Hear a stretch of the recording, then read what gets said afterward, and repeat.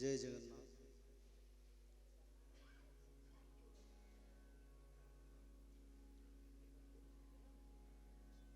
जय जगन्नाथ। जय जगन्नाथ। जय श्री बलभद्रे। जय माता सुभद्रे। आज एक पवित्र पावन दिन है। रेवाड़ी के पवित्र धरती पर भागवत कथा के और भविष्य शास्त्र का जो विचारधारा का जो पवित्र कार्यक्रम है, 7 दिन तक ये चलेगा और कथा का मुख्य विषय रहेगा श्रीमद् भागवत महापुराण का सप्ताह श्रवण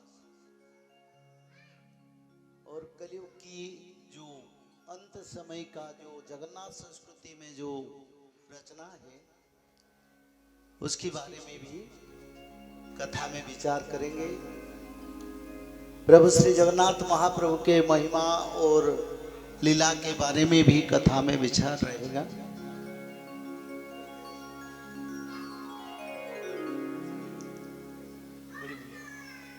मैं सबको निवेदन करता हूं, अरे ये ऐसे ठीक नहीं आता, थोड़ा एडजस्ट करो।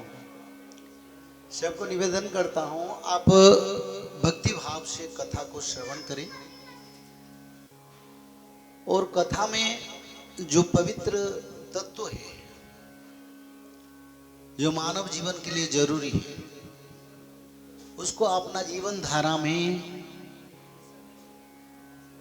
पालन करें, जिसमें ये मानव जीवन का उद्धार हो पाएगा। हम कथा की ओर चलेंगे। नीलाद्रशंख मध्ये सतदल कमले रत्न सिंहासनस्थं सर्वालंकारयुक्तं नवघन रुचिरं संयुक्तं चाग्रजेन भद्राय वामभागे रथचरणयुतं ब्रह्मरुद्रेन्द्रवन्द्यं वेदानां सारमिशं सजनकरिवृतं ब्रह्मदारो स्मरामि। श्रीजगन्नाथं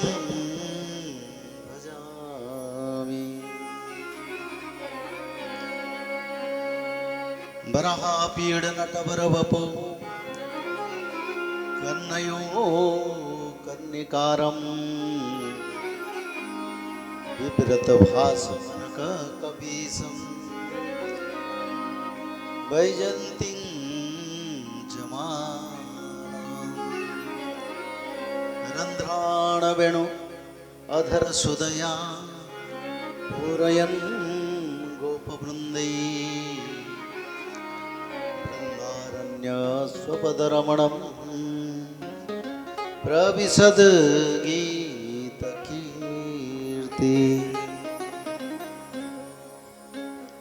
सच्चिदानन्दरूपाय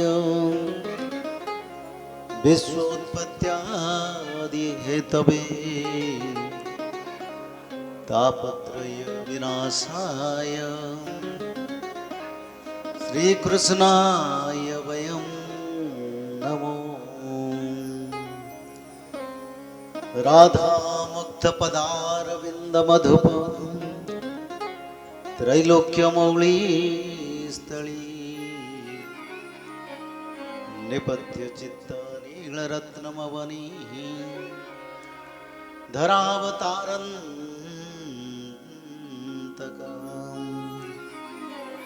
स्वच्छंद ब्रज सुंदरी जनमन स्त्रोष प्रदोषस्ति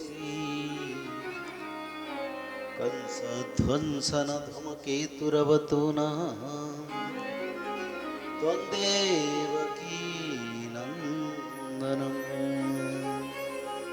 त्वं वसुदेव नंदनं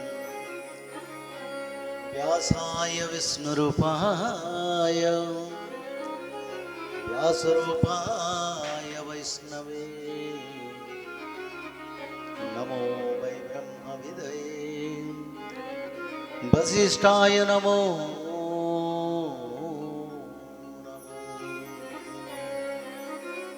कृष्णं कृष्णं महायोगी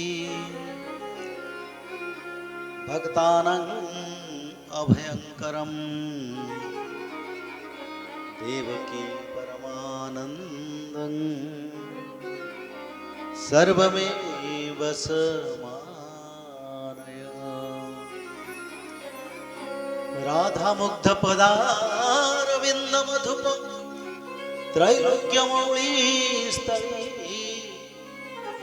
निबद्ध चित्त नीलरत्नामवनि धरावतारन्तक स्वच्छन्द ब्रज सुंदरी जनमन स्तोष प्रदूषस्त्री कंस ध्वंसन धूमकेतुरवतुना त्वं देवकी नंदनम पुंलिंदिवर कांति पुंलिंदिवर लोचन नभघनम श्यामाभिरामाकृते विस्पृशं कमलाविलास विलसितं पादारविन्दं द्वयम् जासा पद्मसनास्थ विपुल कटितटी पद्मपत्रायताखी गंभीरावर्तनाभीस्तरभरनमिता शुक्लवस्त्रातरीया लक्ष्मीर्गजेन्द्रैर्मणिगणखचिते स्नापिता हेमकुम्भी नित्यं सा पद्महस्ता वसतु मम गृहे सर्वसौभाग्ययुक्ता भवानी शंकरं वन्दे श्रद्धा विश्वासरूपिणौ यभ्यं विना न पश्यन्ते सिद्धसन्तस्तमीश्वरम् यं ब्रह्मा वरुणेन्द्र रुद्र मरुत स्तुन्यन्ते देवैस्तवै वेदै संगपदक्रमे उपनिषदे गायन्ते जनसामगा ध्यानावस्थित तद्गतेन मनसा पश्यन्ते जनयोगिनं पश्चान्तान् विदुः सुरासुरगणा देवाय तस्मै औषधे चिन्तयते विष्णु भोजनेश्च जनार्दनं शयने पद्मनाभंश्च विवाहे च प्रजापति युद्धे चक्रधरं देवं प्रवासे त्रिविक्रमं नारायणं तनुत्यागे श्रीधरं प्रियासंगमे दुःस्वप्ने स्मर गोविन्दं संकटे मधुसूदनं कानने नारसिंहंश्च पावके जलसायिनं जलमध्ये वराहश्च गमने वामनश्च पर्वते रघुनन्दन सकल कार्ये माधव मंगलं भगवान विष्णु मंगलं मधुसूदनं मंगलं पुंडरीकाक्ष मंगलं गरुड़ध्वज माधव माधवो नित्यं माधवो माधव स्मरन्ते साधवा नित्यं सकल कार्ये माधव। ओम धनुर्वक्ष प्रकृता वृषंग चतुरगा दक्षिणा वर्तवन्हि दिव्य स्त्री पुण्य कुंभादि जनरूप गणिका पुष्पमाला पताका सद्योत्काम्यं घृतं वनदधि मधुरयुतं काञ्चनं शुक्लधान्यं मुक्ता माणिक्यलाजा सुकपिकनकुला कुर्वन्तु ते मङ्गलम्। श्रीमत्पङ्कजो विस्मर हरिहर वायुमयेन्द्रनलो इन्द्रभास्कर वित्तपाल वरुणादिधर्मपालाग्रह स्वामी शक्तिधरस्तु लङ्गलधरं कुर्वन्ते मङ्गलम्।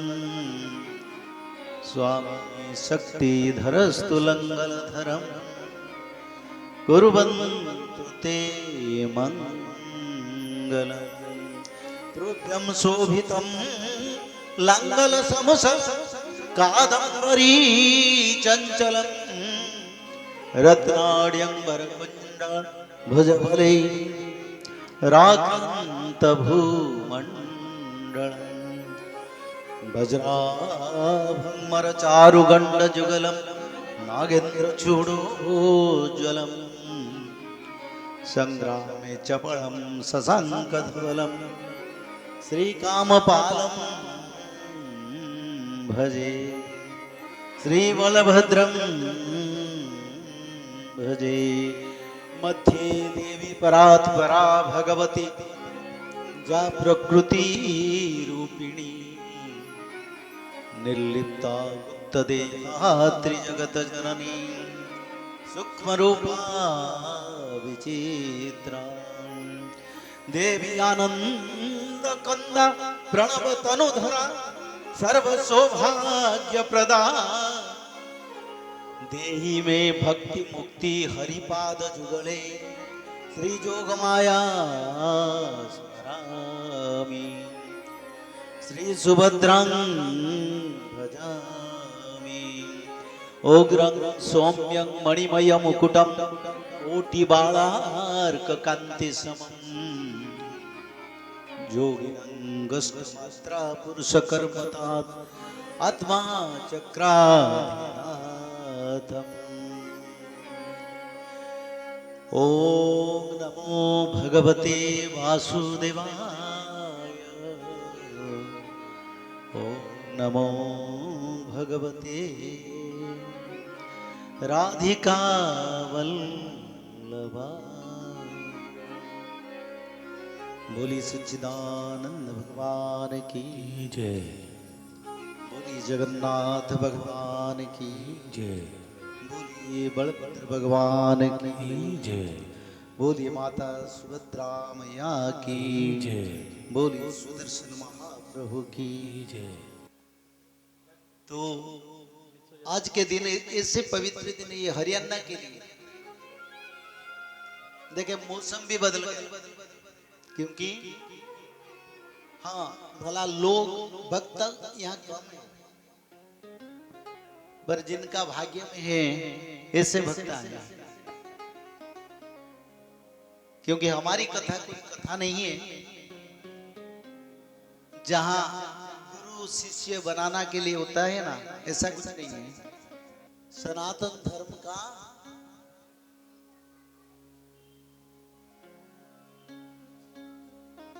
जो समय आ रहा है सनातन धर्म के लिए, क्या समय आ रहा है ना, सनातन धर्म सारा विश्व में प्रतिष्ठा होगा। कहीं कहीं मैं सुनता हूं भारत को हिंदू राष्ट्र बनाओ, कहीं कहीं मैं सुनता हूं सनातन राष्ट्र बनाओ। वर्षाणां भारत श्रेष्ठ देशानां उत्कल स्मृत्य उत्कलस्य समो देश देश नास्ति महीतले। भारत तो देवभूमि है, शास्त्र में लिखा है, स्कंद पुराण में। और पहले से वो तो हिंदू राष्ट्र है, क्योंकि भारत में 33 करोड़ देवता का अवस्थान क्षेत्र है। भारत में चारों धाम भी है। भारत में कलयुग की अवतार जगन्नाथ जी भी है। तो इतने होने के बाद और बोलने की क्या जरूरी है? हाँ, बात प्रश्न आता है, जब राजा युधिष्ठिर, अम्बरीश, राजा परीक्षित बड़े बड़े राजा थे, तब सारा विश्व में सनातन धर्म था और कोई धर्म मजहब नहीं था। पर आज ये सनातन धर्म भारत में सिमट गया और भारत के बगल में छोटे छोटे देश में थोड़ा थोड़ा सनातन धर्म बचा है। आज जो बांग्लादेश देश में हो रहा है, नेपाल में विरोध कर रहे हैं हिंदुओं की पक्ष में, क्योंकि नेपाल एक कट्टर हिंदू देश है। मैं 2 महीने पहले कथा को गया था। लोगों का इतना भाव है, इतना प्रेम है सनातन से, मैंने देखा। तो हमारी भारत में सबको ये होना पड़ेगा और सभी सनातनी अगर एकजुट हो जाएंगे, समय आएगा सारा विश्व में हम सनातन धर्म को फिर दोबारा ला पाएंगे। तो इसलिए हमारा देश पहले सनातन है, पहले से हिंदू राष्ट्र है, नाम हिंदुस्तान है। हिंदुस्तान यानी धरती, हिंदुओं का धरती, जिसको जम्बूद्वीप कहते हैं, आर्यवर्त कहते हैं, वो हमारी देश है। और नाम तो ही है, पर सब में वही हिंदुत्व का आधारित नाम है। तो इसलिए समय आ रहा है, ये इंटरवल होता है बाबा, जिस समय सारा विश्व सनातन धर्म बनेगा। तो इसी समय हमने हरियाणा आए। लक्ष्य क्या है? लक्ष्य हमारा यही है। एक गुप्त ग्रंथ उड़ीसा के जगन्नाथ क्षेत्र में रचना हुआ। क्यों रचना हुआ? न सारा विश्व में सनातन धर्म को पुनर्प्रतिष्ठा के लिए और सत्ययुग का निर्माण के लिए, और कलयुग से सत्ययुग कैसे होगा और भक्तों का कैसे उद्धार होगा, सच में जो भक्त है वो कैसे इसके बारे में जानकारी पाएंगे और सनातन धर्म को समझेंगे, और भगवान कल्कि का अवतार होगा इसके बारे में भी उसमें उनको जानकारी मिलेगा। ये सिर्फ उड़ीसा के जगन्नाथ क्षेत्र में भगवान के निर्देश पर, निराकार विष्णु के निर्देश पर भगवान के नित्य पंच सखाओं ने ये ग्रंथ को रचना की। हमारा मूल मुख्य है भागवत कथा उपचार करेंगे, भागवत कथा भी करेंगे, पर एक समय के बारे में विचार करेंगे जिस समय हम एक नवयुग को जाएंगे। नवयुग यानी सत्ययुग को कैसे जाएंगे। तो इसकी विचार की धारा के लिए यहाँ की जो नवीन और उनके परिवार लोग मेरे को बहुत दिल से बोल रहे थे, फिर प्रभु की कृपा हुआ, समय भगवान के आशीर्वाद मिला, तब हम कथा को आए। ना हमारी कथा में कोई अलग लक्ष्य नहीं है। लक्ष्य ताकि हरियाणा के सारे लोगों को हम जानकारी देंगे। 7-8 साल में कलयुग से सतयुग मानव जाएंगे। समय हमारे हाथ में 7-8 साल है और एक नवयुग को जाएंगे। उसका प्रस्तुति कैसे करेंगे, कैसे हमको व्यवहार करना, कैसे कर्म करना, कैसे अपना विचारधारा करना, कैसे धर्म करना, क्या मंत्र को भजना, किस मंत्र को भज के हम सत्य युग को जाने के लिए लायक बनेंगे, इसके बारे में इस कथा में विचार होगा।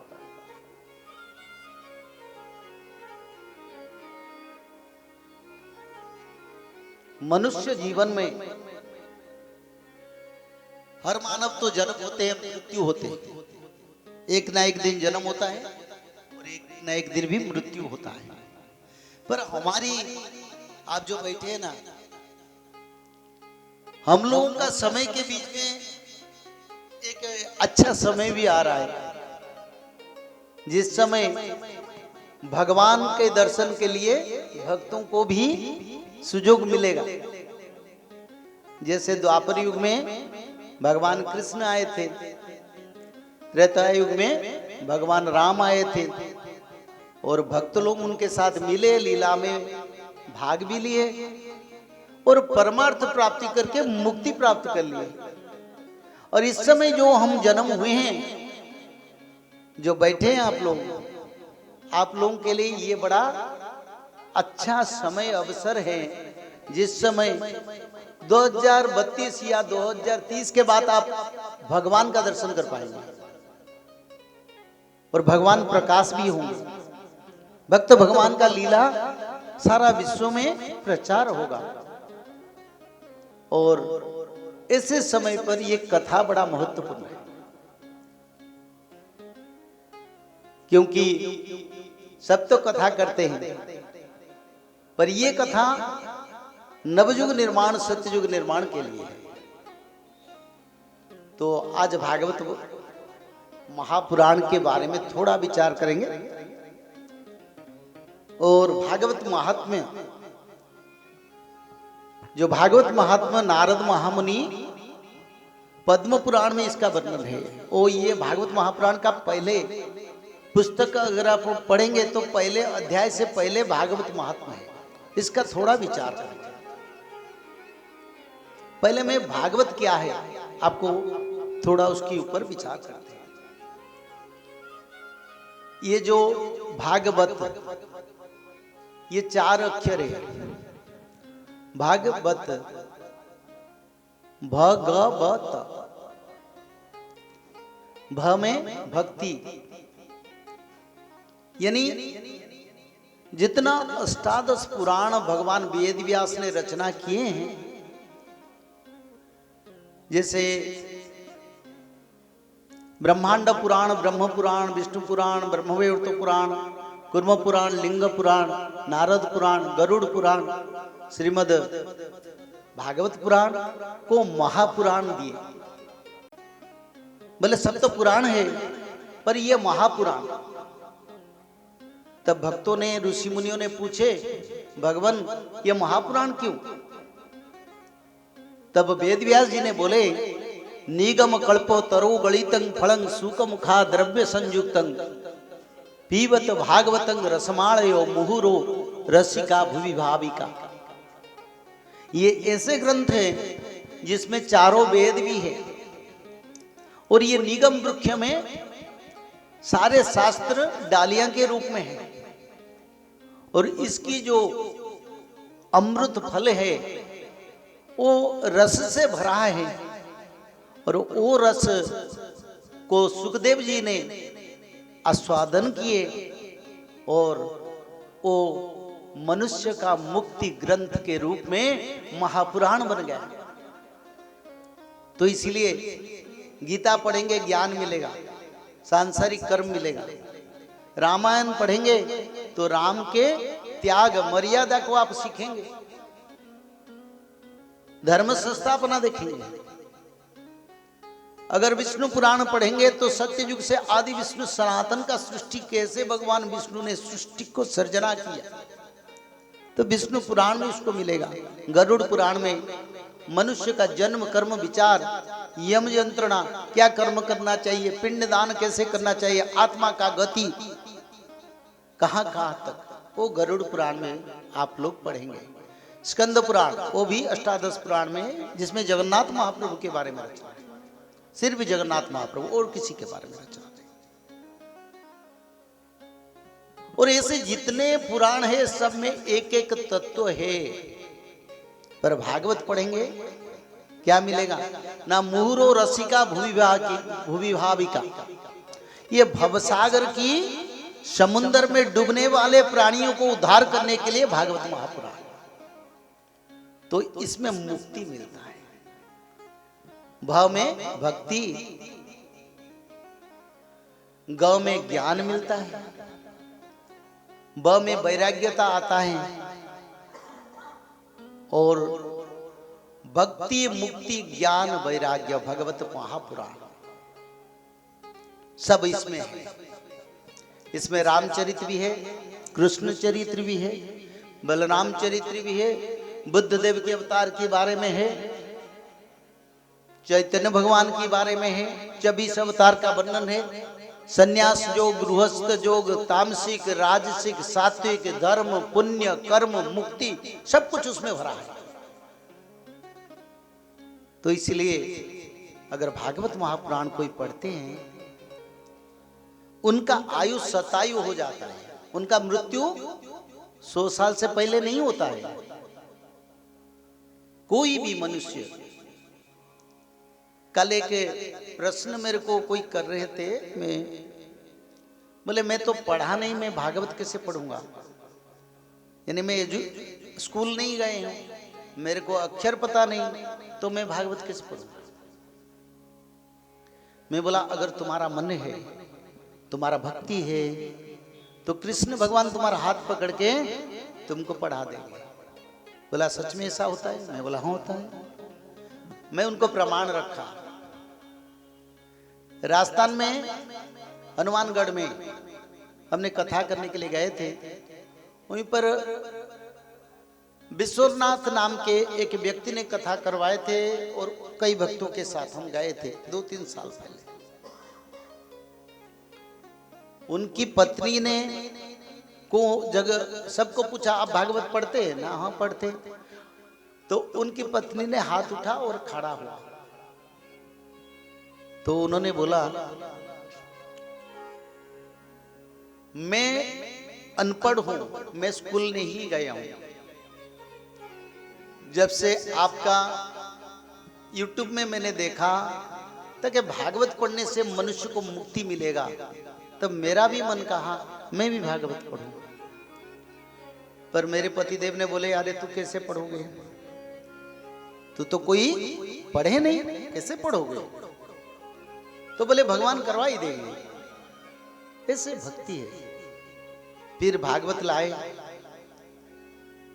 और पहले तो पढ़ नहीं पाया, इधर उधर ऐसे ऐसे देखते जा, देखते देखते वो आज भागवत स्पष्ट रूप में पढ़ रहे हैं, जाके कभी वो स्कूल नहीं गया है। ये पर्सनल एक्सपीरियंस है। वो भी आने के लिए बोलते थे, क्योंकि हमने मना किया, क्योंकि ये जो हरियाणा क्षेत्र, दिल्ली क्षेत्र, पंजाब क्षेत्र के लोगों के लिए, हिमाचल के लिए हमने बोले थे, दूसरे लोगों के आने के लिए मना किया था। कई लोकल लोग आएंगे तो सभा का स्थल के अनुसार।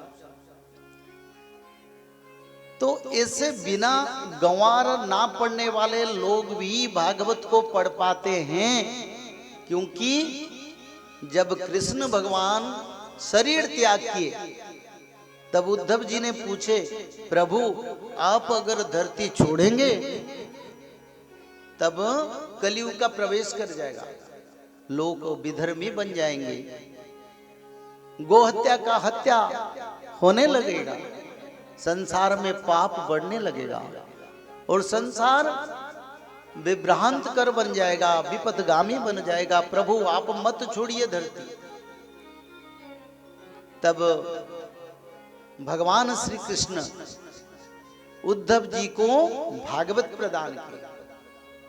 बोले कलयुग के मानव का उद्धार के लिए ये जो भागवत महापुराण ही सक्षम है, और जो प्रेम श्रद्धा से इस शास्त्र को पढ़ेंगे उनको भी मुक्ति मिलेगा, वो भी कली कलमुष से जो पाप उनको नहीं लगेगा। ऐसे कहते हुए भगवान श्री कृष्ण श्रीमद् भागवत में समा गए। इसलिए सच्चिदानंद का जो रूप है वो भागवत महापुराण है। आनंद एक बार हरि हरि। तो अगर आप लोग भागवत पढ़ते हैं या पढ़ेंगे, उम्र कितने भी हो, एक बात गारंटी देता हूं, अब कहीं अस्पताल को जाना नहीं पड़ेगा, मेडिकल को जाना नहीं पड़ेगा, मृत्यु इच्छा मृत्यु होगा। भगवान वेद व्यास ने बोले जन्म से मृत्यु तक अभ्यास पूर्वक नित्य उसको मुहुर्मुहु पान करो, यानी बार बार उसको पढ़ो। अगर हम सनातनी है भागवत नहीं पढ़ते, मैं तो उसको सनातनी का दर्जा नहीं देता हूं। जाति नाम से नहीं कहा जाता है, धर्म बिना कर्म से नहीं होता। अगर सनातन के कर्म करेंगे तब तो सनातनी बनेंगे।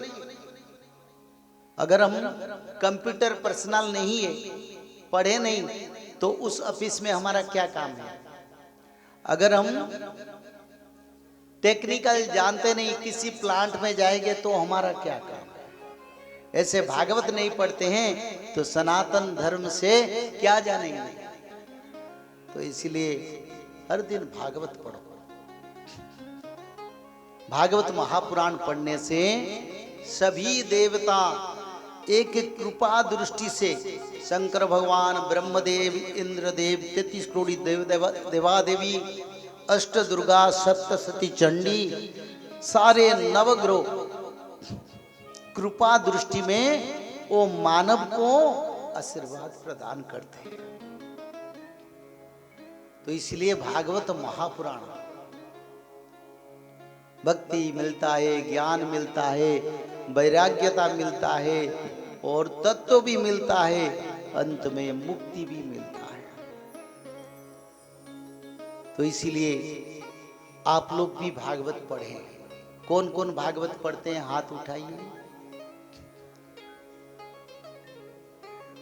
जो नहीं पढ़ते हैं वो भी उठाइए, मैं दादा जो नहीं पढ़ते। ठीक है, मैं आप लोगों को यही निवेदन करूंगा, पहले भविष्य शास्त्र जो लिखा है उसमें एक बात लिखा है, ये जो कलयुग की अंत में जिस समय हम लोग अभी गुजर रहे हैं, जो मानव भागवत महापुराण को नहीं पढ़ेंगे वो सत्ययुग को नहीं जाएंगे। पहला बात। बोले क्यों?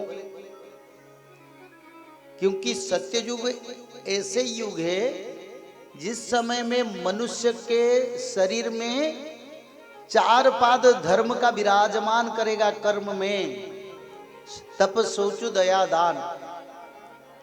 और तप सोचु दया दान कैसे मिलेगा?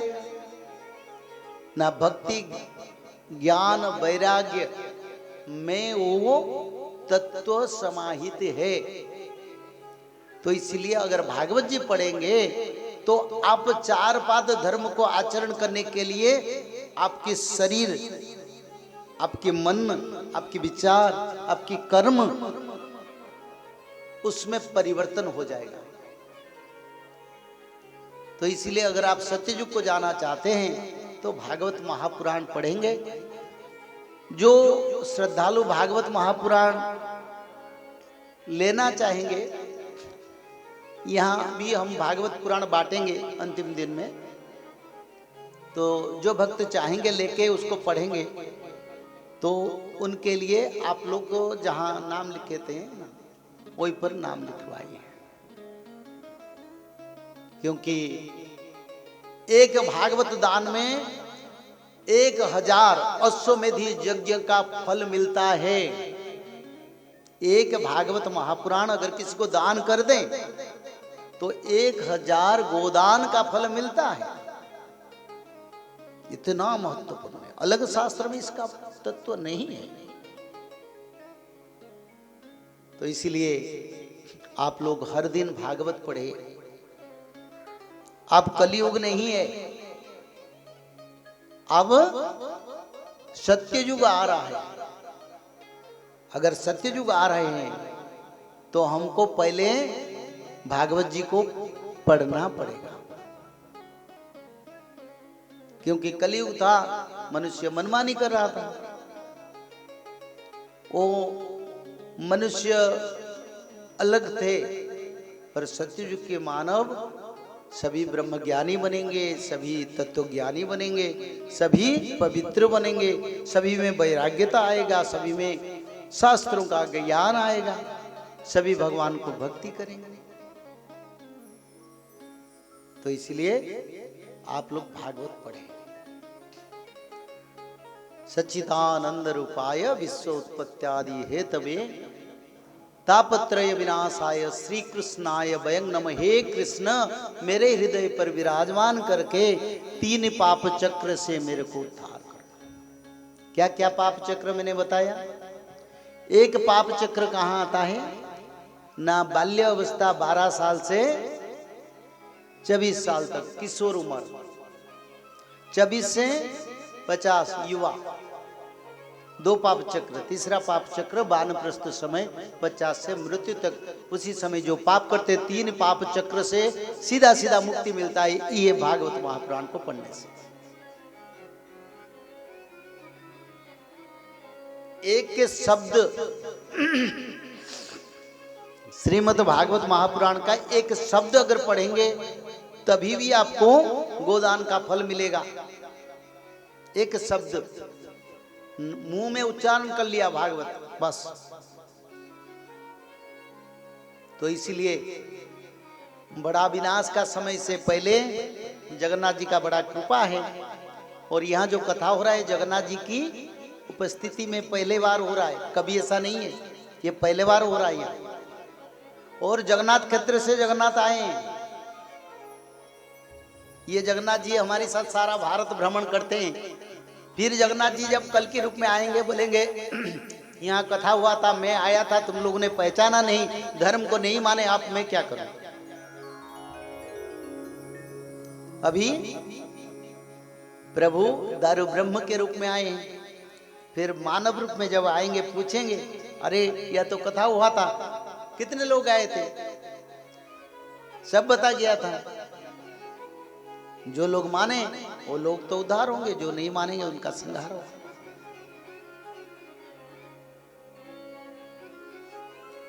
तो भागवत महापुराण में कलयुग के अंत के बारे में इसमें लिखा है।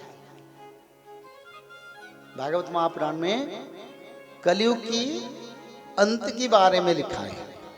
कहाँ? न भागवत महात्मा में इसका वर्णन है, उसका आज विचार करेंगे। मर्त्य को भ्रमण करने के लिए एक दिन उन्होंने सोचे, बोले ये मर्त्य इतने अच्छा पवित्र स्थान है जहां हमारी ठाकुर जी बार बार अवतार लेते हैं। और उन्होंने ये विचार किया, ये 14 भुवन में सर्वश्रेष्ठ स्थान है मर्त्य। ये जो धरती है ना, सर्वश्रेष्ठ स्थान है। क्यों? और मानव जीवन सर्वोच्च जीवन। क्यों? मानव जीवन में तो सुख दुख है,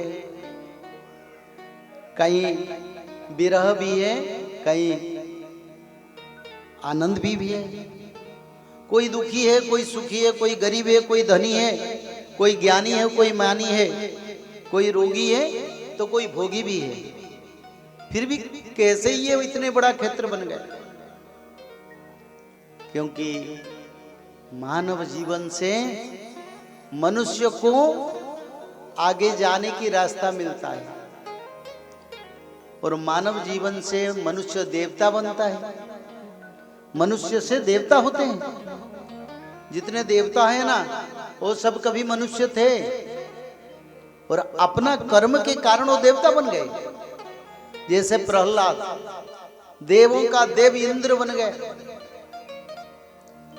वो तो कयाधु का संतान था, हिरण्य कश्यप का संतान था, असुरों का, और मर्त्य पर भी जन्म हुआ था मानव रूप में। वो इंद्र पद तक चल गया। मानव जीवन दुर्लभ जीवन। ध्रुव वो भी मानव जीवन में आया था, और मानव से वो ध्रुव चक्र तक चल गया, ध्रुव चक्र का राजा बन गया मानव से। नारद महामुनि दासी पुत्र थे, फिर वो नारद महामुनि बन गए मनुष्य से। तो मनुष्य से देवता होते हैं और देवता से मनुष्य होते हैं, ये सृष्टि का चक्र है। तो इसलिए अगर ये मानव जीवन को हम साकार करेंगे, कैसे साकार करेंगे ना, कर्म को अगर सत्य, शांति, दया, क्षमा, मैत्री में हम आचरण करेंगे तब हम भी देवता बन पाएंगे। कोई उम्र का प्रावधान नहीं है, कोई छोटे बच्चा नहीं, कोई बुजुर्ग हो, जो भी चाहे अपने जीवन को परित्राण करके एक अमर जीवन को भी लाभ कर सकता है। और माध्यम मानव जीवन के सिवा इस स्तर को जाना संभव नहीं है। तो इसलिए नारद महामुनि कहते हैं, बोले सर्वश्रेष्ठ स्थान धरती है जहां मनुष्य परमार्थ प्राप्ति करता है, वैकुंठ प्राप्ति करता है, स्वर्ग लोक प्राप्ति करता है, देवता बनता है, कोई यक्ष गंधर्व बनता है, कोई ऋषि मुनि बनता है, कोई सिद्ध साधक बनते हैं, कोई यमलोक को, पाताल लोक को, पितृलोक को जाता है। कर्मानुबंधिनी मनुष्य लोके जत कर्म तत् फलम, जैसे जैसे कर्म करे ऐसे ऐसे फल मिले। तो इसलिए नारद महामुनि कहते हैं ये सर्वश्रेष्ठ स्थान भगवान कृष्ण, भगवान के मत्स्य, कच्छप, बराह, नृसिंह, वामन, परशुराम, बुद्ध सब अवतार धरती पर हुआ है। सनकादि 24 अवतार भी धरती पर हुआ है। और ये प्रभु जी के अवतरित स्थल पर मैं जाऊंगा, मेरे को भी बड़ा आनंद लगेगा। बड़ा आनंद के साथ नारद महामुनि आके धरती पर पहुंचे। ये भागवत महात्म्य में लिखा है। तो उन्होंने भारत का पर्यटन किया, धरती का पर्यटन किया, और उन्होंने देखे सभी जगह पर, सभी पवित्र स्थान बोलो या आम स्थान, जहां भी देखो अधर्म विराजमान कर रहा है। तो उन्होंने कई स्थान का शास्त्र में जिक्र किया गया, जैसे हरिद्वार और श्रीरंग, जगन्नाथ क्षेत्र। जगन्नाथ क्षेत्र को श्रीरंग क्षेत्र कहते हैं शास्त्र। और जितने हमारा क्षेत्र है, काशी, गया, वाराणसी, उज्जैनी, अवंती क्षेत्र, गंगा, जमुना, सरस्वती, सभी क्षेत्रों का भ्रमण किया। तो नारद महामुनि देख रहे हैं। नारद महामुनि कब आए थे? जब भागवत महापुराण धरती पर पढ़ा नहीं जाता था, कथा नहीं होता था। कृष्ण भगवान देहांत के बाद करीब करीब 1200 साल के बाद नारद महामुनि धरती को अवतरण किया। बोले प्रभु तो छोड़ दिए धरती, धरती पर मनुष्य लोग क्या करते हैं? लोग धर्म को पालन करते कि नहीं? तो उन्होंने देख रहे हैं सभी तीर्थ स्थान पर हिंदू धर्म लोग को छोड़ के अलग धर्म लोग अपना घर बैठा के बैठे हैं। कोई गंगा में स्नान कर रहे हैं विधर्मी लोग, कोई प्रयाग में स्नान कर रहे हैं विधर्मी लोग, कोई पुष्कर जैसे पवित्र क्षेत्र में विधर्मी लोग का घर आवास करके अपना जीवन गुजर रहे हैं। नारद महामुनि दुखी हो गए। बोले अरे ये हिंदू धर्म सनातन धर्म का जो मुख्य तीर्थ है, ये मुख्य तीर्थ पर विधर्मी लोग क्यों करें? सनातन कहाँ गया? हिंदू कहाँ गया? तपसूच दयादान कहाँ गया?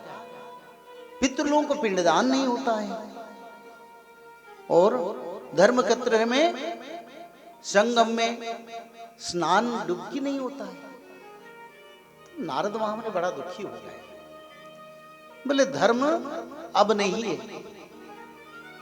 लोग मिथ्यावादी बन गए। लोग पाप कर रहे हैं, जीव मारण कर रहे हैं, ब्राह्मण वेद विक्रय कर रहे हैं, बड़े बड़े ज्ञानी लोग कामना वासना में डूब रहे हैं, लोग अलसी बन गए, उपद्रवग्रस्त बन गए, जो जिसको चाहता है मारता है, काटता है। तो ये सब देख के नारद महामुनि दुखी हो गए। बोले ठीक है, यहाँ तो ऐसे पाप सब चलता है, थोड़ा भगवान के श्री वृंदावन जाके देखें, जहां भगवान कृष्ण लीला करके गए थे। थोड़ा ब्रजभूमि जाएगा, देखेंगे वहां पर क्या स्थिति है। तो उन्होंने ब्रज वृंदावन गए, बड़ा आनंद में, उनका मन बड़ा आनंदित हो गए, क्योंकि वो तो निरंतर भगवान का नाम भजते हैं। भजो नारायण नारायण हरि हरि,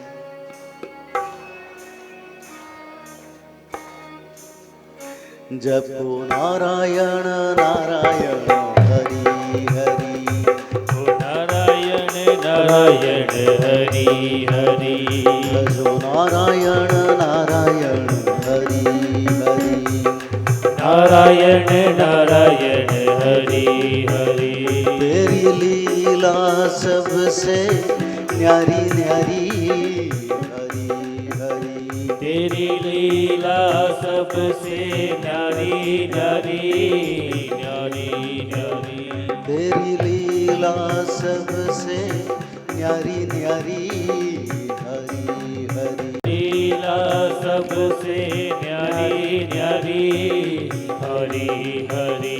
हरि ओम नमो नारायणाय, ओम नमो नारायणाय, हरि ओम नमो नारायणाय, हरि ओम नमो नारायण, ओम नमो नारायण, हरि ओम नमो नारायण। हरि ओम नमो नारायणाय, ओम नमो नारायण, हरि ओम नमो नारायण। बड़ा आनंदित होके नारद महामुनि ब्रज की रेत को अपना शरीर पर लगा रहे हैं, भज रहे हैं नारायण नारायण। देखो एक ही नाम हमको उद्धार कर सकता है। कोई कितना नाम कहें, पर शास्त्र कहता है नारायण तनु त्यागे, जो नारायण नाम भजे नहीं उनको मुक्ति नहीं मिलेगा, वैकुंठ नहीं मिलेगा, क्योंकि नारायण तनु त्यागे। अजामिल जैसे पापी एक बार नारायण नाम लेके इतना पाप भी भारी नहीं पड़ा, नारायण नाम भारी पड़ गया। यमदूत ने उनको छोड़ के चल गए और विष्णु दूत ने उनको वैकुंठ ले गए। हर मानव हर दिन ब्राह्म्य मुहूर्त पर जब सज्जा त्याग करते हैं तो बैठ के ये नाम को भजन करो, दिन मंगलमय होगा और सारे बाधा भी दूर हो जाएगा, कर्म संतुलित हो जाएगा और जीवन सार्थक हो जाएगा। और जब मृत्यु होगा तब ये नाम अभ्यास में पड़ जाएगा ना, तो उसी समय ये नाम भी कैसे भजेंगे। अरे मृत्यु के समय तो बात पीत कफ सब मनुष्य का गला को रुंध देता है, रुद्ध कर देता है, तो कैसे नाम भजोगे, भज पाएंगे? हाँ, भगवान कहते हैं मेरे भक्त के लिए मैं कभी भी जाके दास भी बनता हूं, दूत भी बनता हूं, सेवक नारायण भी बनता हूं। तो इसीलिए शास्त्र में लिखा है जब कोई भक्त हर दिन नारायण का नाम लेता है, सुबह बातों बातों में नारायण नारायण नारायण, हर बात में नारायण नारायण, क्यों ना? ये जो सत्य युग आ रहा है, ये युग में नारायण ही कल के रूप में आएंगे। तो उनके नाम पहले से आप लोग भज लीजिए ना, ताकि कल के भगवान भी आपको अपना लेंगे। आनंद एक बार हरि हरि। क्योंकि कल की भगवान का कल की विष्णु नाम है, वो विष्णु है और कल की भी है, कल की राम भी नाम है। तो नारायण नाम अगर आप लोग भजन करेंगे हर दिन हर समय में, नवग्रहों का दृष्टि आपके ऊपर नहीं पड़ेगा। चाहे शनि दशा हो, शुक्र दशा हो, राहु केतु का दशा हो, कुछ भी ग्रह चक्र का विडंबना बाधक आपके जीवन में कुछ नहीं कर पाए, कि ये नाम ही महत्व है। तो इसलिए हर शुभ ब्राह्मण मुहूर्त पर जिसका नींद टूटता है, भगवान एक बार सुयोग देते हैं, देवता लोग भी आप भजन लगे, तुम भी उठो ना, जागो ना। तो इसलिए ब्राह्मण मुहूर्त पर उठ के नारायण का नाम 5-10 मिनट कर लो ना। बुढ़ापा चल जाएगा, रोग बीमारी चल जाएगा, व्याधि चल जाएगा, सब चल जाएगा। क्योंकि अभी नारायण ही कल की होके आ रहे हैं। इस समय नारायण नाम प्रचार होगा, और नारायण नाम माधव नाम, क्योंकि माधव नाम महाविष्णु का नाम है और रेस्ट्रिक्टेड गुप्त नाम है, पर उसका भी प्रचार होता है। सब भगवान का विश्व संभव, विश्वकर्ता, विश्व मूर्ति, विश्व रूप, जनार्दन, नारायण, महाविष्णु, माधव, मधुसूदन, गोविंद, दामोदर, ये भगवान विष्णु के नाम है। तो जो मनुष्य हर दिन सुबह हर समय पर नारायण नाम लेते हैं, जब उनका मृत्यु होगा तब उसी समय भगवान भी उनको परखते हैं। कहीं मेरा भक्त ना फंस जाए, क्योंकि वो मेरे शरण में है, मैं उनको भी उद्धार करूंगा।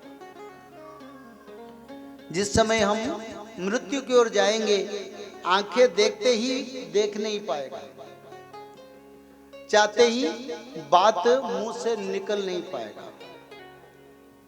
हम देखेंगे आगे हमको क्या मिलने वाला, ये आ जाएगा पिक्चर में। जैसे मैं रिवाड़ी आने से पहले उनका सिटी आ गया, मार्केट आ गया, ऐसे मृत्यु से पहले आप लोगों को दिखाई देगा आपका कर्म के अनुसार आपको कहां जाना है।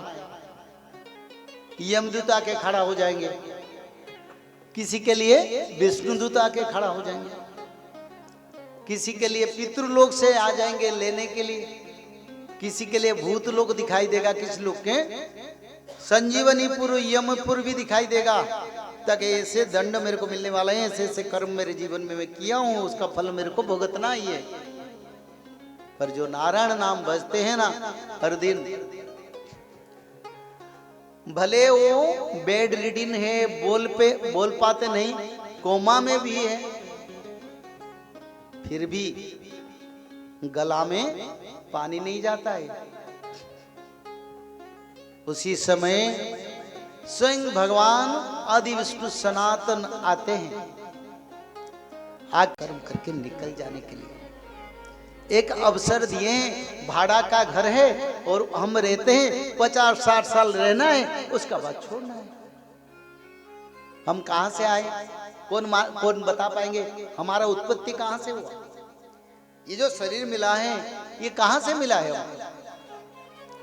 हमारा शरीर में जो चीप है, जो आत्मा है, वो चींटी के शरीर में भी वो आत्मा है, जीव जंतु के शरीर में भी वही आत्मा है, वृक्षों की शरीर में वही आत्मा है। तो उनको ऐसे ऐसे जन्म मिला, हमको क्यों मानव जन्म मिल गया? ना हमने अच्छा कर्म किए थे, जिस कारण भगवान ने हमको प्रमोशन दे दिया।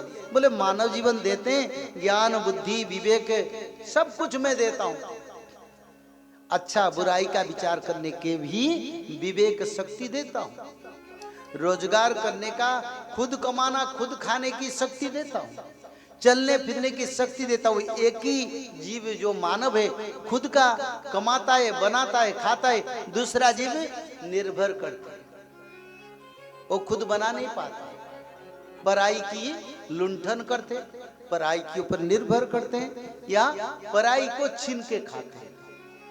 पर मानव को सब दिए, क्योंकि अच्छा कर्म करके हमको परित्राण लेना है। तो इसलिए जो नारायण का नाम भजते हैं, मृत्यु समय पर भगवान खुद आके उनकी कंठ पर विराजमान करते हैं और खुद अपने नाम भजते हैं। और नाम भजने के कारण वैकुंठ से दिव्य रथ विमान आके पहुंच जाता है और दिव्य भोजन के साथ चतुर्भुज शरीर के साथ मनुष्य वैकुंठ प्राप्त करता है। तो इसलिए हर समय, हर दिन, हर पल नाम भजन करो।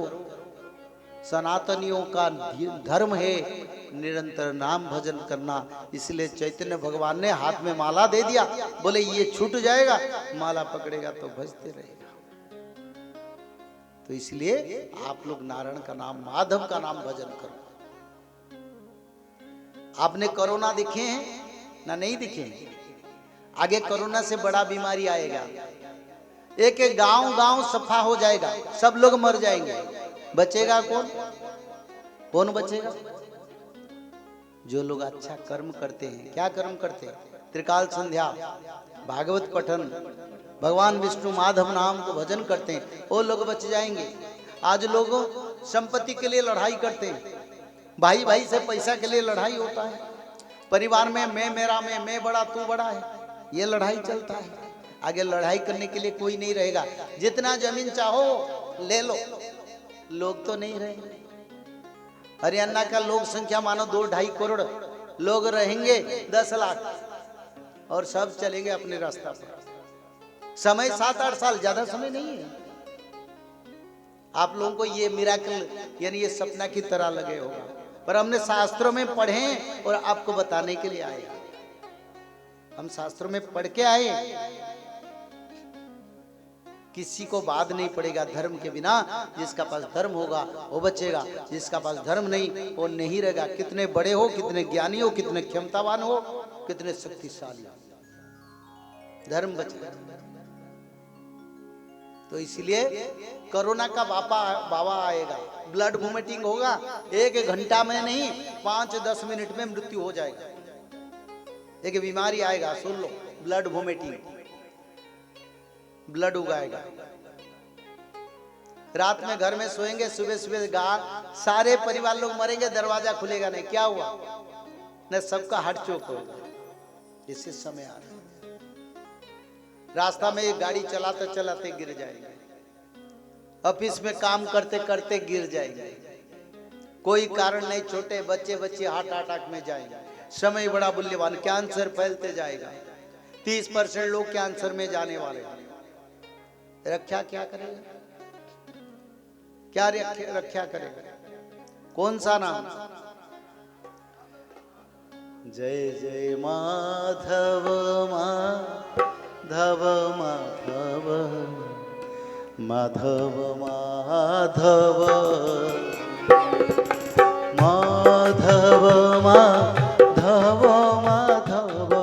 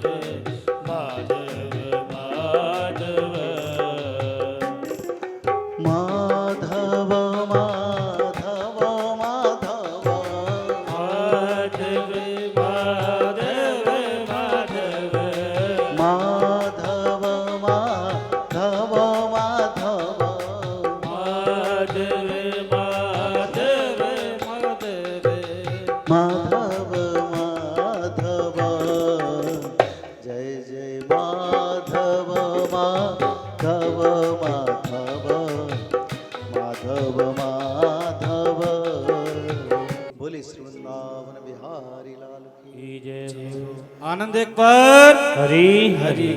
ये माधव नाम आपको उद्धार करेगा। और सत्ययुग का जो महामंत्र राम हरे कृष्ण हरे, कलयुग का महामंत्र क्या है? हरे राम राम राम हरे हरे, हरे कृष्ण कृष्ण कृष्ण हरे हरे। ये कलयुग का महामंत्र है। पर सत्ययुग का महामंत्र क्या है? सत्ययुग का महामंत्र राम हरे कृष्ण है। क्योंकि कलयुग में जो है उल्टा नाम भजन होगा, इस शास्त्र में लिखा है। महामंत्र उल्टा भजन होगा सत्ययुग में, जो राम हरे कृष्ण से शुरू। तो इसलिए ये दोनों मंत्र आपको आने वाले व्याधि, बीमारी, रोग, आपद, पंचभूत प्रलय, महायुद्ध से रक्षा करेगा। नारद महामुनि बड़ा दुखी बने गए। भगवान नाम भजते भजते ब्रज में जाके बड़ा आनंद मिला। फिर वो जाके यमुना के किनारे पहुंच गए। यमुना के किनारे पहुंच गए, बड़ा आनंद लगा। बोले यमुना जी की गोद में और किनारे में हमारी ठाकुर जी कितने लीला किए थे। सारे देवताओं का भी कई अनंत बार आगमन हुआ था। बड़ा पवित्र क्षेत्र ब्रजभूमि। ब्रजभूमि यानी जहां कोई दुख नहीं है उसको ब्रजभूमि कहते हैं। नित्य वृंदावन, आनंद के धाम, वो ब्रजभूमि में पहुंच गए। तब नारद महामुनि देख रहे हैं एक सुंदर माता बैठे हैं यमुना किनारे। बोले ये तो शाम का समय हो गया, ये माँ क्या कर रहे हैं? तो फिर नारद महामुनि उन माँ को जाके पूछे, माँ आप कौन है, आप क्यों बैठे हैं? तो नारद महामुनि जब पूछे तो माता ने बोले, मैं भक्ति देवी हूं और ये जो दो वृद्ध काय शरीर में पड़े ये मेरे युवा पुत्र है। मेरे सबसे बड़ा दुख है, मैं माँ होके युवा अवस्था में हूं और मेरे पुत्र बुढ़े बन गए, रोगी बन गए, बैठ नहीं पाते, बोल नहीं पाते, चल नहीं पाते हैं। तब नारद महामुनि बोले इसका कारण क्या? तब भक्ति देवी ने बोले, मैं जब महाराष्ट्र में था तब बड़ा आनंद में था। जन्म तो मेरा द्राविड़ देश में हुआ था, कर्नाटक में मेरा उम्र प्राप्ति हुआ, मैंने महाराष्ट्र में बड़ा सम्मान पाया। पर जब गुजरात को आया तब धर्मध्वजी ने मेरे को विकलांग बना दिया। ये कौन सा समय है? क्योंकि जो लोग, आप लोगों को एक संदेह मोचन बात करता हूं, सब लोग बोलते हैं कलयुग का अंत नहीं हुआ। हमारी माधव परंपरा बोलता है कलयुग अंत हो गया, क्योंकि जगन्नाथ संस्कृति में इसका रचना है और कोई शास्त्र में इसका रचना नहीं।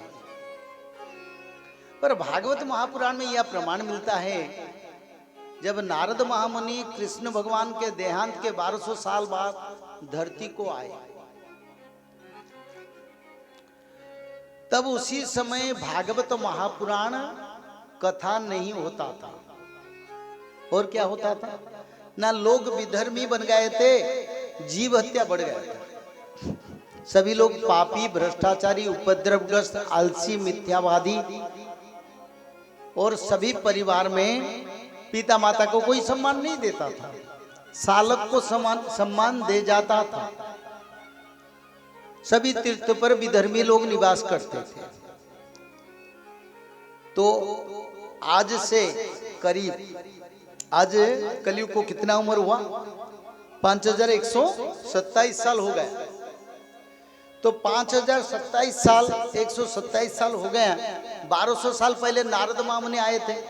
1200 साल के बाद करीब करीब 3900 साल पहले नारद महामुनि ये धरती को आए थे। 3900 साल पहले भागवत कथा नहीं होता था, लोग पापी थे। आज देखो, चारों धाम जाओ, सारे हिंदू लोग देखोगे। जैसे प्रयाग, पुष्कर, हरिद्वार, गंगा संगम, गया, बैतरणी, जहां भी जाओगे हिंदू लोग देखोगे। उस समय विधर्मी लोग थे। नहीं, उस समय ज्यादा पाप था या आज ज्यादा पाप है? क्योंकि उस समय भागवत के सुनने के लिए तैयार नहीं थे, शास्त्र कोई बोलने वाला नहीं थे, ब्राह्मण लोग कामी बन गए थे, पारिवारिक दुख में सब व्यस्त थे। आज तो कथा होता है भारत में, हर धाम में भक्तों का भीड़ होता है, जहां मठ मंदिर देखो वहां भक्त भंडारा करते हैं, सब कुछ पुण्य कार्य चलता है। ये क्या सत्ययुग का आगमन का संकेत नहीं? उसी समय तो कुछ भी नहीं था। इसी कारण नारद महामुनि आए और नारद महामुनि भक्ति माता को जब पूछे, उसी समय भक्ति देवी कह रहे ना संसार में भक्ति है, ना ज्ञान है, ना वैराग्य। ज्ञान वैराग्य मृत्युवत पड़े हैं। मैं भक्ति देवी उम्र होते हुए मैं चल प्रचल नहीं हो पाता। अभी तो आपकी मन में भक्ति है तब तो कथा में बैठे हो, आपकी मन में ज्ञान सुनने की इच्छा है तब तो कथा में बैठे हो, मन में वैराग्यता है तब घर का जंजाल समस्या को छोड़ के यहाँ कथा को आए हो, और विचारधारा मुक्ति की ओर तब तो कथा में बैठे हो। तब उसी समय भक्ति ज्ञान वैराग्य किसी की शरीर में, किसी मानव में नहीं थे। तो उसी समय घोर कली था या इस समय घोर कली है? तो भागवत महापुराण में जो लिखा है मैं उनको बताता हूं, वो शास्त्र में लिखा है। तो उस समय महापाप चल रहा था, इस समय तो सत्ययुग की ओर हम जा रहे हैं। लोग सत्यवादी हो रहे हैं, दान कर रहे हैं, पुण्य कर रहे हैं, गोमाता रक्षा हो रहा है, भारत में गौशाला बन रहा है, हर गांव में, हर राज्य में गौशाला बन रहा है। कई कई राज्य ने गोमाता को राज्य माता भी डिक्लेयर कर दी। इस सत्ययुग की एक संभावना की ओर जा रहे हैं, ये प्रमाण मिल रहा है। लोग धर्म की ओर जा रहे हैं। विदेशों का महिला लोग आके हमारी देश में शादी करते हैं, वृंदावन में जाके सन्यासिनी बनते, पर्यटन करते हैं। देखो आप जाओगे हरिद्वार, ऋषिकेश, तब सब विदेशी लोग देखोगे। पूरी जगन्नाथ के धाम जाओगे, विदेशी लोग देखेंगे। क्यों आते हैं? क्योंकि धर्म सत्य की ओर, परिवर्तन की ओर जा रहा है। और उसी समय भक्ति देवी बोल रहे हैं, मेरे दो पुत्र में अब अकर्मण्य, हम अपाहिज बन गए, हमारा शक्ति नहीं है, किसी का पास भक्ति ज्ञान वैराग्य नहीं, हमको कौन पूछेगा? अरे किसी के मन में भक्ति ज्ञान वैराग्य, पूजा पाठ, धर्म, भंडारा, कथा नहीं है तो मैं कहां रहूंगा? जैसे कथा में आप बैठते हैं, भाव आता है, कोई परिवर्तन होगा, कोई भागवत के बारे में जानेगा तो भागवत पढ़ेगा ना, तो भागवत पढ़ेगा तो भक्ति ज्ञान वैराग्य आएगा। तो उसी समय वो सब नहीं था। तो नारद महामुनि भक्ति माता को बोले, माँ अभी घोर कलयुग चल रहा है। अगर आज से 4000 वर्ष पहले घोर कलयुग था, अभी क्या है? 1200 वर्ष में कलयुग को यौवन अवस्था प्राप्त हो गया, 2400 वर्ष में बुढ़ापा आ जाएगा, 5000 में मृत्यु होगा। क्योंकि सिर्फ 1200 वर्ष में कलयुग नवयौवन प्राप्ति होगा और घोर कली में पर्यवेक्षित हो गया। किसने बोलते हैं? नारद महामुनि बोलते हैं। किसमें? भागवत में इसके रचना है, भागवत महापुराण का भागवत महात्मा में आप लोग पढ़िए। यानी कलयुग को उसी समय युवा अवस्था, कई कई बड़े परंपरा कहते हैं कलयुग का बाल्य अवस्था, अज्ञान का कारण आज संसार को नष्ट कर दिया सब। अरे उसी समय अगर घोर कली कब होता है? मनुष्य का सबसे शक्ति कब प्राप्त होता है? 16 से 40 उम्र तक। और उसी समय घोर कली चल रहा था। हम बोलेंगे अभी कलियुग बच्चा है। यानी शास्त्र में लिखा है, शास्त्र को कदर्थ करके बांटेंगे, शास्त्र के तत्व ना समझ के रोजगार में मनुष्य जाएगा। कथा अगर व्यवसाय बन जाएगा, व्यापार बन जाएगा, तो धर्म कहां से आएगा? कथा और अगर वैभव संपत्ति के लिए कोई करेगा तो वो धर्म का होगा। पहले तो कथा के लिए कांटेक्ट होता है, इतना पैसा दो, इतना देने से होगा, ऐसे ऐसे स्टेटस चाहिए हमको, तो धर्म कहाँ है? अरे व्यवहार और वैभव में भगवान कभी नहीं मिलते। त्याग, समर्पण, उदास भाव से भगवान का प्राप्ति होता है। तो ये समय बड़ा विडंबना है। जिनको शास्त्र बोलना है वो शास्त्र गलत बोलते हैं। और नारद महामुनि भक्ति माता को कहते, माँ अभी घोर कलियुग चल रहा है और दारुण कलियुग के कारण आज धर्म नहीं है और 4 पाद धर्म नष्ट हो चुका है। अभी तो 1 पाद धर्म है, लोग दान करते हैं, दान नहीं होता तो कथा कैसे होता है? दान नहीं होता तो मंदिर बड़े बड़े बनता है कैसे? में जितने हमारा हिंदू धर्म का जो मठ मंदिर, यानी विदेशों में भी मंदिर होता है, और सत्ययुग में धर्म दान में समाहित है। जो 1 पाद धर्म कलयुग में वो दान में समाहित है, वो दान अभी चलता है और संसार परिवर्तन की ओर जा रहा है।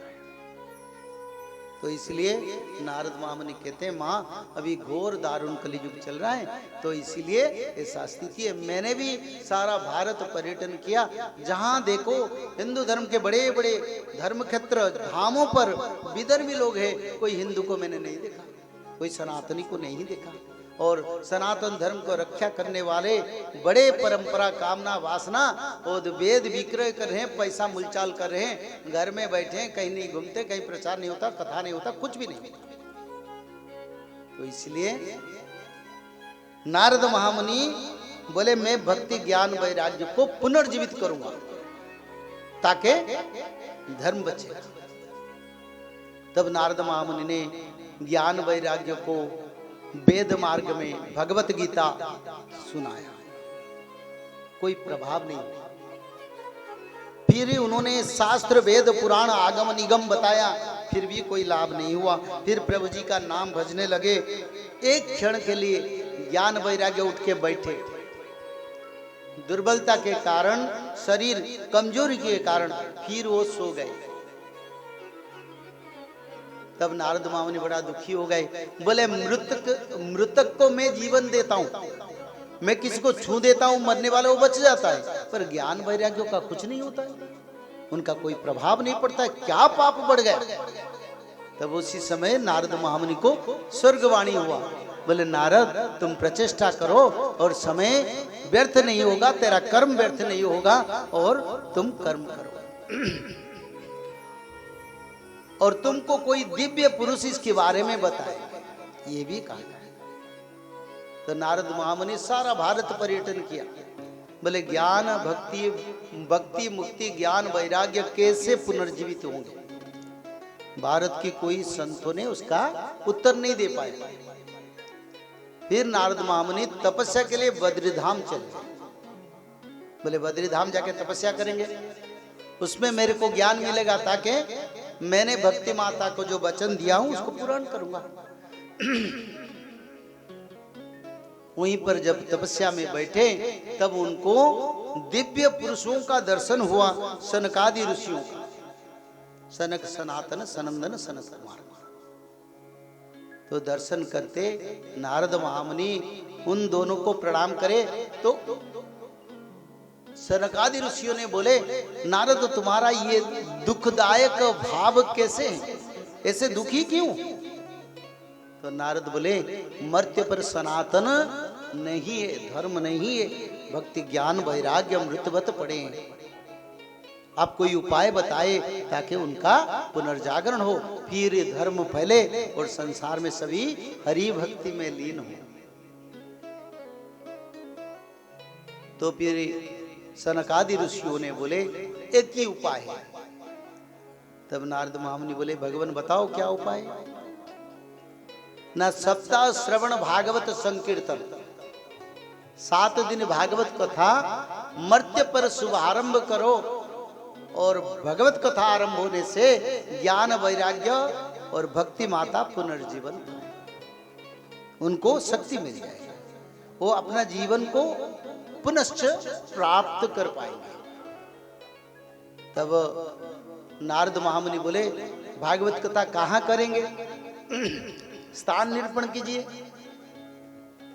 तब सनकादि ऋषियों ने बोले, हरिद्वार के आनंद घाट पर भागवत कथा का शुभारंभ करो। फिर नारद महामुनि पूछे, भागवत कथा तो होगा, पर व्यासपीठ पर कौन भागवत बताएंगे, कौन भागवत का कथा करेंगे। तब सनकादि ऋषियों ने बोले, हम चारों कुमारों जाके व्यास गद्दी पर बैठ के भागवत सुनाएंगे, भागवत कथा करवाएंगे। सभी को निमंत्रण किया गया, देवता लोग आए। उसी समय आज से 4000 साल पहले देवता भी आए थे, भगवान विष्णु भी आए थे, शंकर भगवान आए थे, सभी देवी माता आए थे। उनके बीच में आनंद घाट में भागवत कथा हुआ था। मात्र 4000 वर्ष के पहले देवता लोग भी आए थे।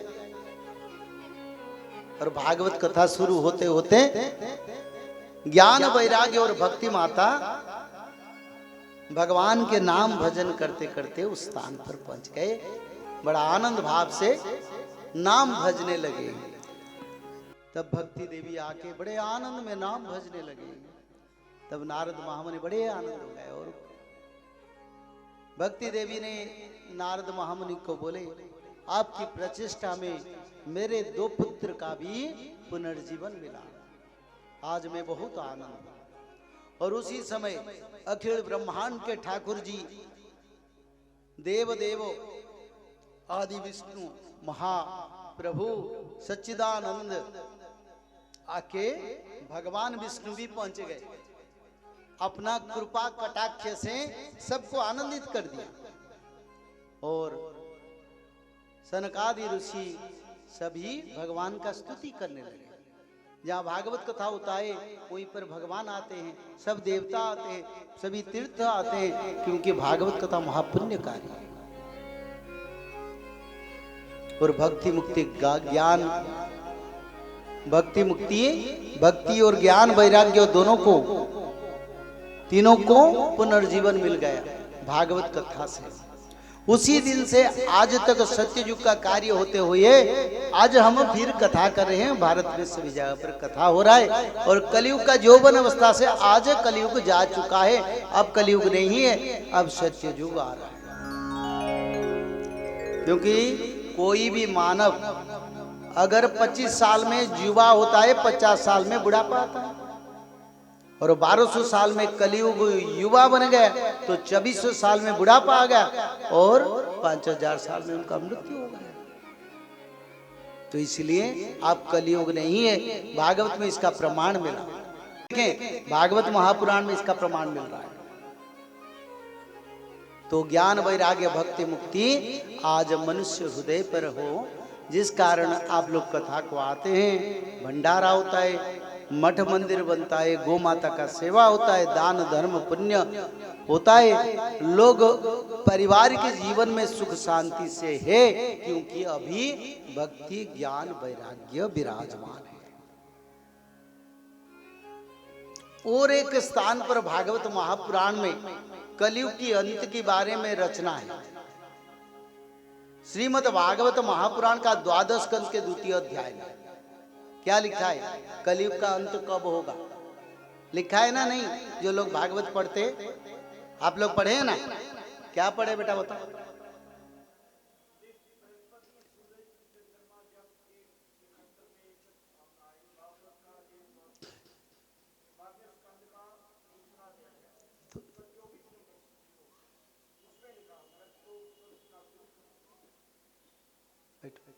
बैठो बैठो। यथा चंद्र तथा सूर्य तथा तिस्य बृहस्पति एक रासो समेष्यन्ति तदा भवति कृतम। ये भागवत महापुराण में वेद व्यास जी ने लिख दिया। बोले कलयुग कब अंत होगा? तो कलयुग का अंत कैसे हम जानेंगे? तो वेद व्यास भगवान ने उसमें लिख दिए। बोले कलयुग का आयु 4,32,000 है, पर 4,32,000 कलयुग को भोग नहीं होगा। क्यों? ना मनुष्य लोग ज्यादा पाप करने पड़ेंगे, धर्म धर्म नहीं मानेंगे, पितृ मातृ को सम्मान नहीं करेंगे, तब क्या होगा? ना कलयुग का आयु विघटन हो जाएगा, कम आयु भोग होगा, 5000 वर्ष भविष्य शास्त्र कहता है। तो 12 स्कंद के 2 अध्याय में भगवान वेद व्यास ने लिखे, क्या लिखे? ना जथा चंद्र सूर्यश्च, जथा यानी जिस दिन चंद्र और सूर्य तिष्य यथा चंद्र तथा तिष्य यथा चंद्रस्य सूर्यस्य रवि चंद्र बृहस्पति कर्कट राशि पर गमन करेंगे एक दिन में 1 मिनट में, यानी मानो आज रात 10:04 पर ये तीनों ग्रह रवि चंद्र बृहस्पति जिस दिन कर्कट राशि पर गमन करेंगे उसी दिन सत्ययुग आएगा। किसने लिखे? वेद व्यास भगवान ने लिखे। कहाँ लिखे? भागवत महापुराण में लिखे। तो भागवत महापुराण क्या झूठा है? तब हम विचार करेंगे ऐसे ग्रह योग कब पड़ा था, तब तो विचार आएगा। हाँ, ग्रह योग हो गया, वेद व्यास जी ने लिखे, वो प्रमाण भी मिल गया। मैं तो भविष्य शास्त्र में पूरा स्पष्ट रूप में लिखा है। मैं भागवत का विचार करता हूं। 1942 मसीहा में रवि चंद्र बृहस्पति पुष्या नक्षत्र पर कर्कट राशि पर गमन हुए थे। ज्योतिष शास्त्र में जाके देखो, किसी ज्योतिष शास्त्र वालों को पूछो ऐसा योग पड़ा कि नहीं। 1942 से सत्ययुग का निर्माण कार्य शुरू हुआ। 2032 में सत्ययुग शुरुआत हुआ। ये शास्त्र है, ये लिखा है भागवत महापुराण। भागवत झूठा नहीं है, वेद व्यास झूठा नहीं है, हम लोग झूठा हैं जो लोग शास्त्रों को गलत तरीका से भक्त लोगों को बताते हैं। बड़े बड़े परंपरा भारत की बताते, 5000 साल हो गए कथा करते, पर इसको बताते नहीं। क्यों नहीं बताते? क्योंकि मन अगर व्यापारिक रूप में जाए तब तो मानव सभ्यता को नहीं जाएगा, बस उतना ही। तो इसलिए आप कलियुग नहीं है, भागवत महापुराण का स्पष्ट प्रमाण हमने मिला। अब सत्ययुग का आगमन होगा। तो आपसे कौन कौन लोग सत्ययुग को जाएंगे? हाथ बताइए, हाथ उठाइए। जो लोग नहीं जाएंगे वो भी हाथ उठाइए, जिसको इच्छा नहीं सत्ययुग को जाने की। आपका इच्छा नहीं? अरे कोई बात नहीं, जिसका इच्छा नहीं सत्ययुग जाने के लिए हाथ उठाइए ना। जो सत्ययुग नहीं जाएंगे उनका आयु 10 साल बाकी है, उसके लिए कोई हाथ नहीं उठाएगा। अगर मैं बोलूंगा 7-8 साल बाकी है आयु, अगर सत्ययुग नहीं जाएंगे, बोले नहीं नहीं हमको जीना है। मरने के लिए कोई चाहते हैं आजकल दुनिया में, बोले बच के रहे, मैं नहीं बचूं, मेरा बच्चा बचे, मेरे बच्ची बचे, मेरा पोता बचे, पोती बचे, सब बचे, सब हमारा बच के रहे। मनुष्य का माया के कारण।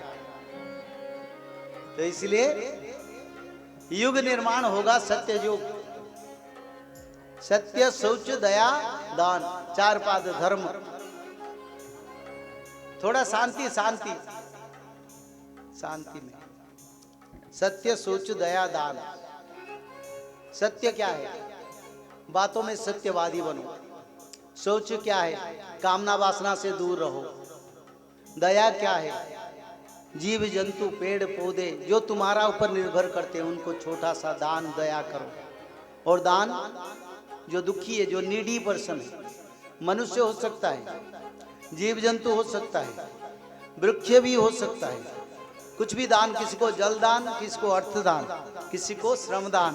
दान तो दान होता है। अगर हम 4 पाद का धर्म का आचरण करेंगे तब सत्ययुगी मानव बन जाएंगे। जंगलों में जाके छोटे छोटे कुआं खुदाई करके पानी देना जीव जंतु को, गरीब दिन दुखी को भोजन देना, चींटी से शुरू करके पक्षी तक जो भी हो उनको कोई दाना पाना देना, इससे दान हो। सत्य, शौच, दया, दान। तप तो नहीं कर पाएंगे, अभी कलियुग है। तप करेंगे तो मति भ्रष्ट, मन चंचले, इंद्रिय विचलित नहीं हो पाएगा। बस उतना ही करो। सत्य तप का स्थान ले लिया, शौच कामना से दूर कर दिया, दया प्रेम भाव जागृत किया, दान पुण्य पवित्र पुरुषार्थ आयु बढ़ाया, तब सत्ययुग मानव बन जाएंगे।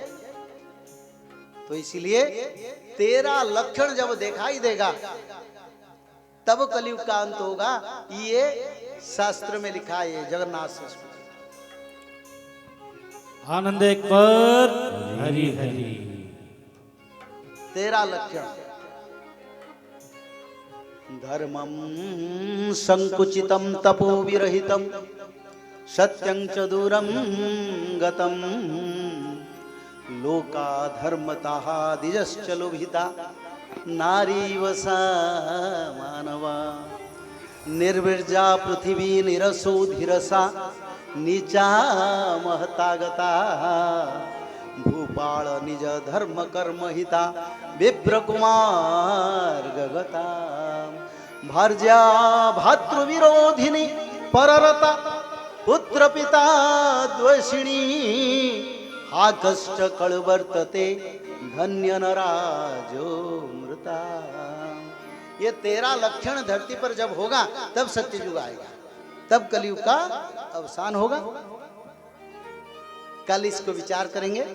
आज की कथा में इतना विचार है और कथा से बाद थोड़ा नाम भजन करेंगे, क्योंकि हमारी कथा के अंत में गीत गोविंद होता है, पर अभी जो समय है गीत गोविंद करने के नहीं है। जगन्नाथ जी सोने के समय में होता है, तो इसलिए गीत गोविंद तो नहीं होगा। थोड़ा नाम संकीर्तन करेंगे, करके फिर कथा को विराम करेंगे।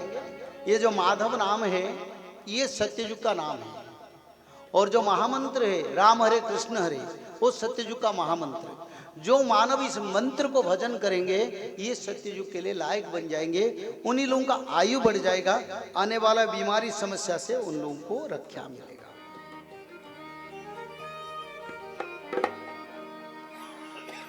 राम हरे कृष्ण हरे राम हरे कृष्ण हरे राम हरे कृष्ण हरे अनंत माधव हरे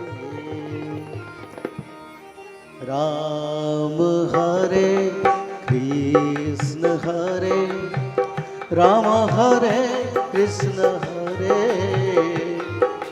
राम हरे कृष्ण हरे अनंत माधव हरे राम हरे कृष्ण हरे राम हरे कृष्ण हरे राम हरे कृष्ण हरे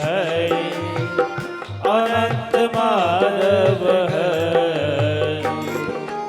राम हरे कृष्ण हरे राम हरे कृष्ण हरे राम हरे कृष्ण हरे राम हरे कृष्ण हरे राम हरे कृष्ण हरे राम हरे कृष्ण हरे राम हरे कृष्ण हरे राम हरे कृष्ण हरे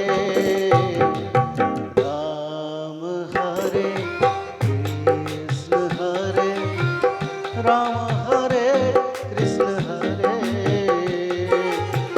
राम हरे कृष्ण हरे अनंत माधव हरे राम हरे कृष्ण हरे राम हरे कृष्ण हरे राम हरे कृष्ण हरे अनंत माधव हरे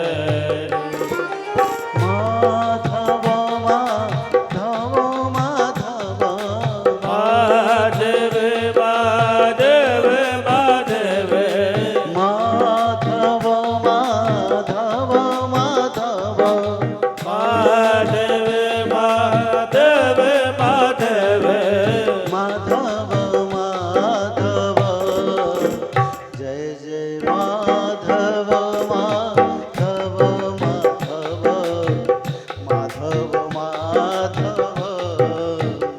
जय जय माधव माधव माधव माधव माधव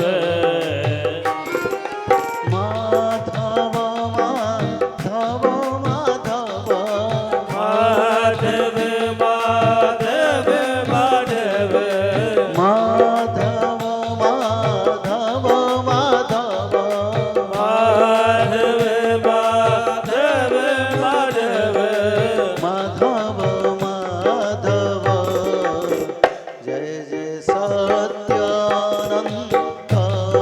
माधव सत्यानंद माधव जय जय माधव माधव माधव माधव माधव सत्यानंद माधव सत्यानंद माधव सत्यानंद माधव सत्यानंद माधव सत्यानंद माधव जय जय माधव माधव माधव माधव माधव जय जय माधव माधव माधव माधव माधव राम हरे कृष्ण हरे राम हरे कृष्ण हरे राम हरे कृष्ण हरे अनंत माधव हरे राम हरे कृष्ण हरे राम हरे कृष्ण हरे राम हरे कृष्ण हरे अनंत माधव हरे राम हरे कृष्ण हरे राम हरे कृष्ण हरे राम हरे कृष्ण हरे अनंत माधव हरे राम हरे कृष्ण हरे राम हरे कृष्ण हरे राम हरे कृष्ण हरे अनंत माधव हरे माधव माधव माधव माधव माधव माधव माधव माधव माधव माधव माधव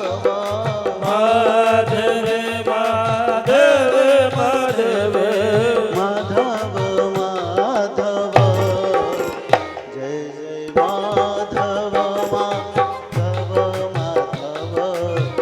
माधव माधव माधव जय जय माधव माधव माधव माधव माधव माधव माधव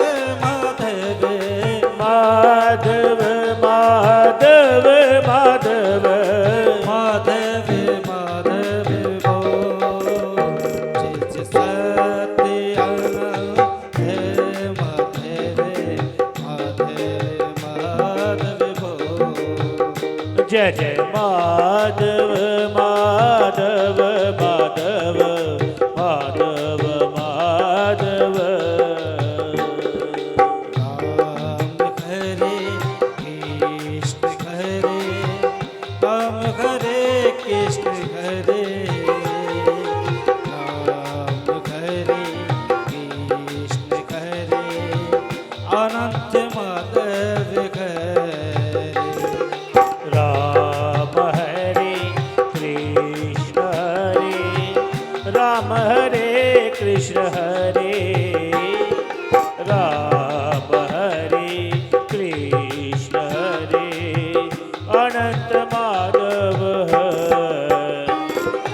राम हरे कृष्ण हरे राम हरे कृष्ण हरे राम हरे कृष्ण हरे अनंत माधव हरे राम हरे कृष्ण हरे राम हरे कृष्ण हरे राम हरे कृष्ण हरे अनंत माधव हरे राम हरे कृष्ण हरे राम हरे कृष्ण हरे राम हरे कृष्ण हरे अनंत माधव हरे